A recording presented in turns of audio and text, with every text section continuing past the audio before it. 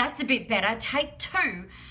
The first time we went live today was an accident. My palm hit the go button and wasn't supposed to happen. So how funny.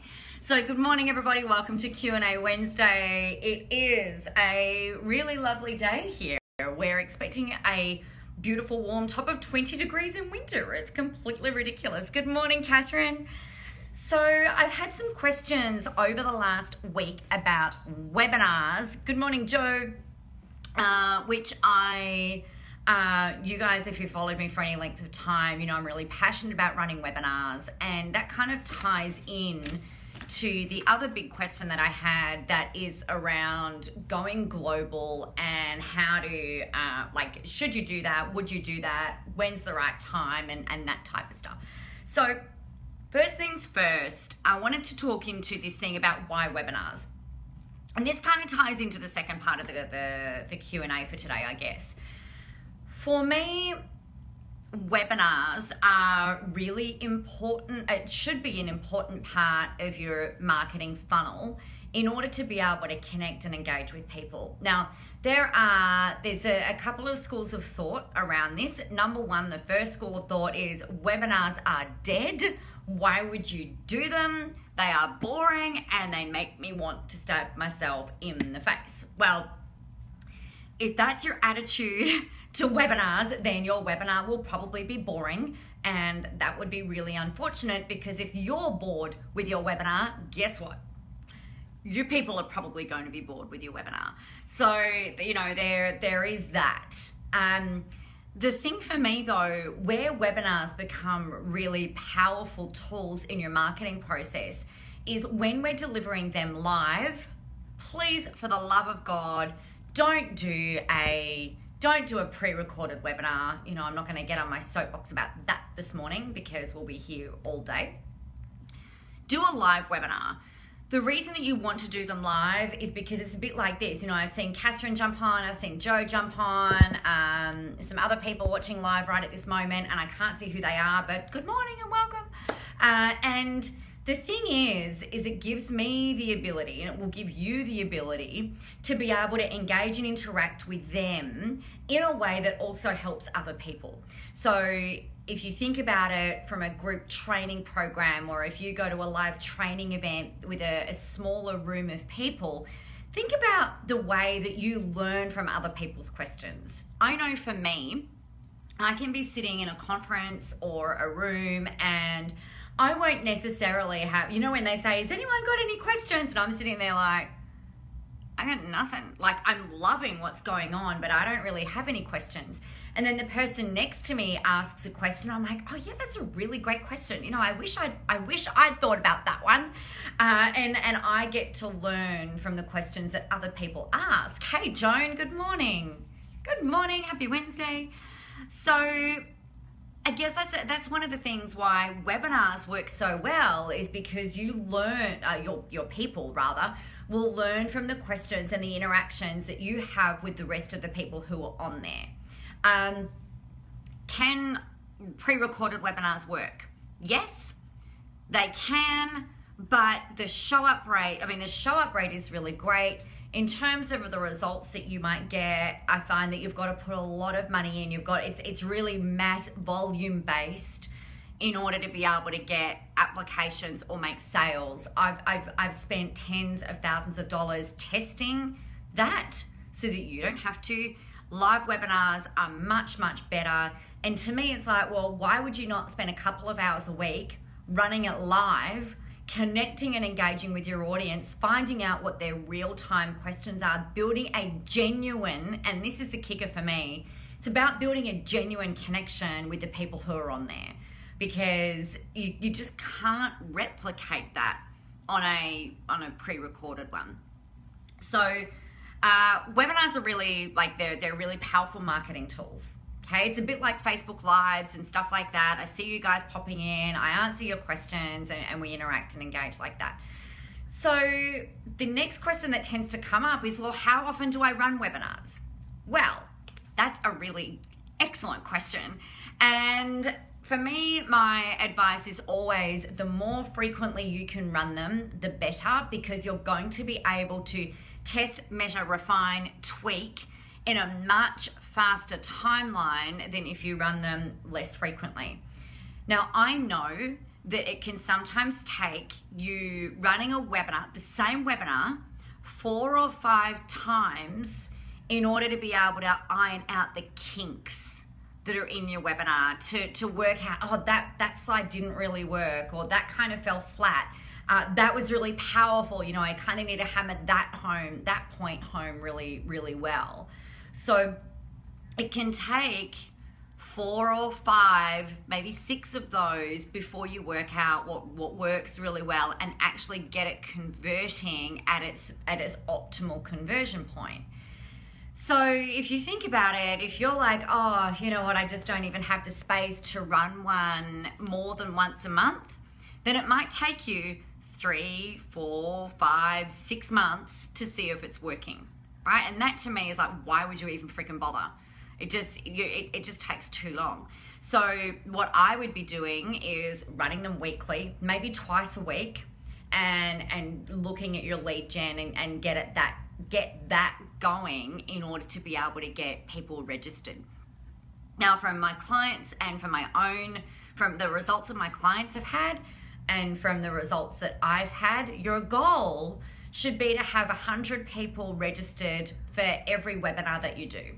All right, in order for you to get conversions, in order for you to make at least one sale, then you go ahead and do that. So that's the thing with webinars. Now, I guess the other question that I had last week on the webinar that I ran was a question about product-based businesses. Now, I don't tend to work with product-based businesses unless their products are a bit more, the average sale per client over the course of a year is kind of a bit more higher end.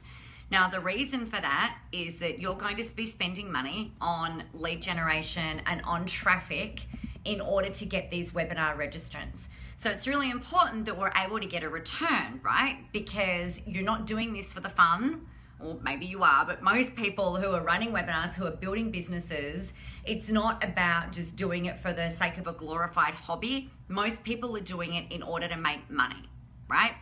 Now, if you're wanting to make money and you're putting money into traffic, you need to be able to get a return. So if you've got 100 people registered for every webinar that you run, then you're going to get probably maybe 20 people attend. So looking at 20% attendance rate, 20 people will attend, and then out of those 20 people, some people will either buy your thing or they'll put up their hand and say, yes, I want to talk to you about how to do whatever it is that you're talking about on the webinar. So even if you're a product-based business and you're selling makeup, skin rejuvenation, you might be talking about I don't know, like beauty routines or whatever, you can still run a webinar and then get people booked into your local business. You know, it doesn't have to be just service-based. It's just thinking outside the square a little bit. And what I love about this process is that most people in most industries are not using this as a way of connecting and engaging with their market. So you've got this massive opportunity, like this big void that is not being filled by anyone yet that you can fill, right? Really huge opportunity. So I would very, very strongly be encouraging you to think about, all right, well, if I was going to run a seminar, what are the 3 problems that I would talk about with my people? What are the 3 big things that they're going through?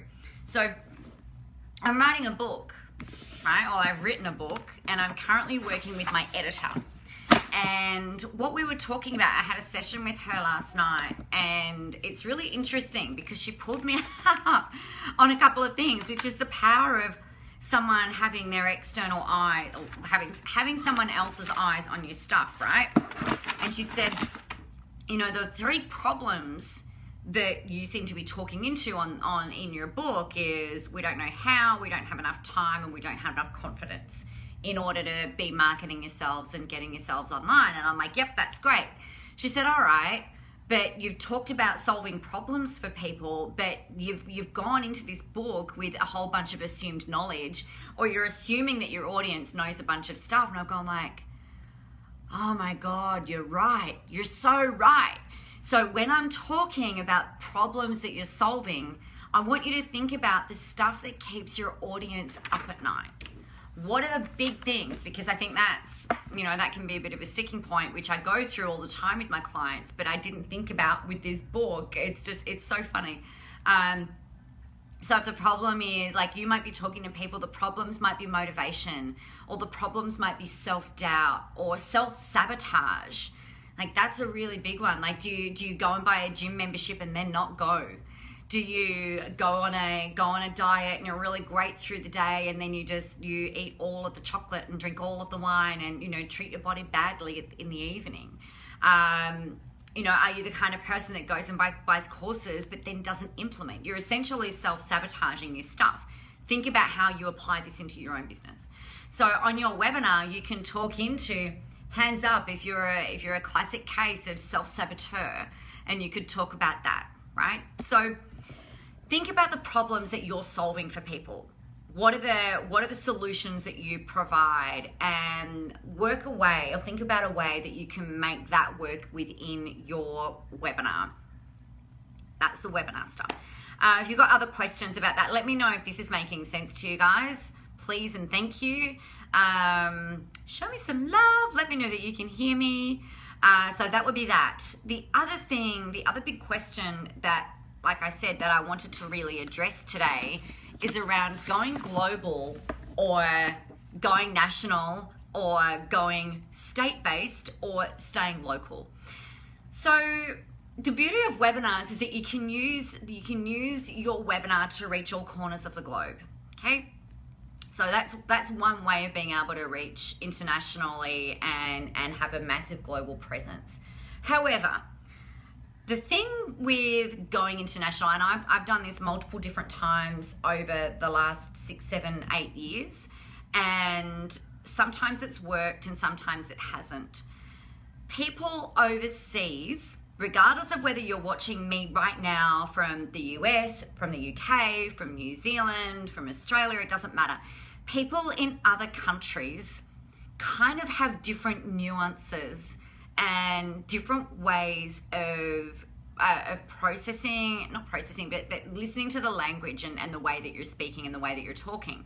So it's really important, I believe, that no matter what country that you're in, it's going to make your life easier if you start looking at it as a national thing first. Focus on nailing your national market.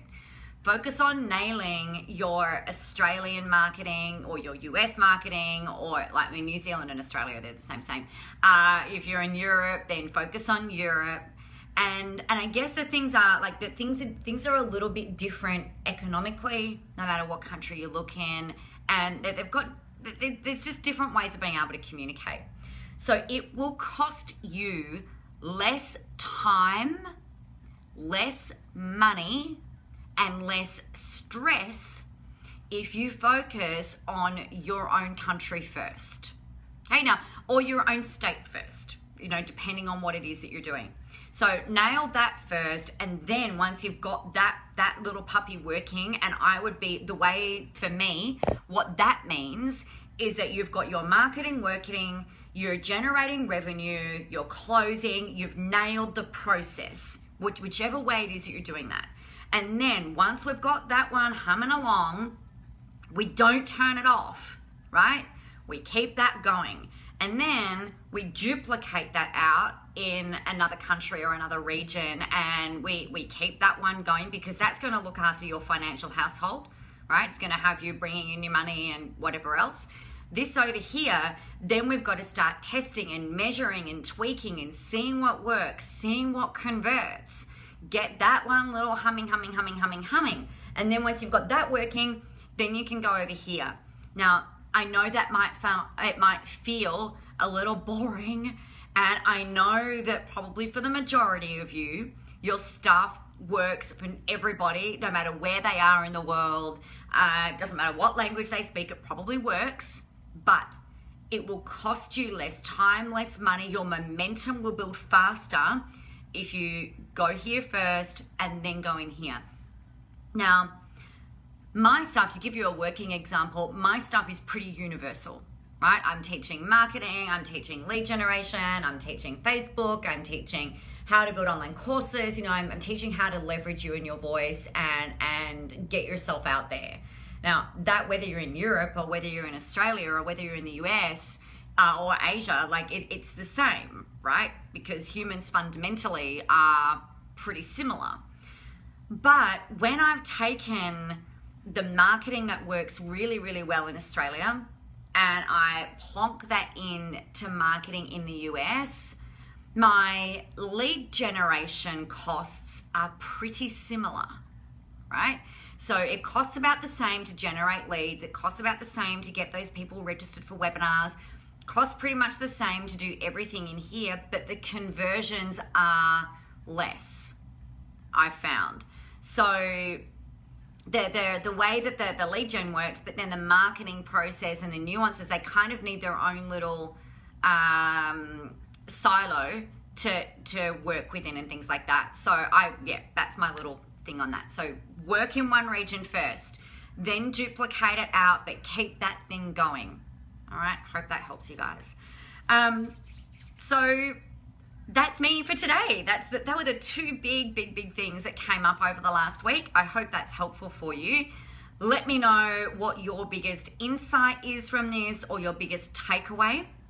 Now, I am running a webinar today in about 3 hours. So if you want to, or 2.5 hours, if you'd like to come and join me, I'll post a link below here once we're off the live. So if you want to do that, that'd be really awesome. You'll see how I do it. You'll see me on camera, hopefully with some curly hair instead of straight hair when my daughter gets up. And we'll rock on. So I hope that's helpful for you. Have an amazing day. Tomorrow it is How To Thursday. So if there's something that you are just like, oh, Nick, I wish I knew how to blah, blah, blah, blah, blah, let me know and I'll make sure that we either get it in tomorrow or get it into next week. You're welcome, Joan. Webinars are fun. I love running webinars. It's the next best thing for me to running live training sessions in the room. You know, I get almost as much joy from running live webinars as what I do from running in-person events. So much fun. That's that. On Friday, we've got Insight and Celebration Friday. So looking forward to sharing my insights this week with you and my celebrations and hearing yours. Let me know what's worked for you this week. All right, so that's what's going on. Come and join me at 12 if you like. Otherwise, I'll catch you guys tomorrow. Have a beautiful, amazing, and profitable day and go get yourselves out there.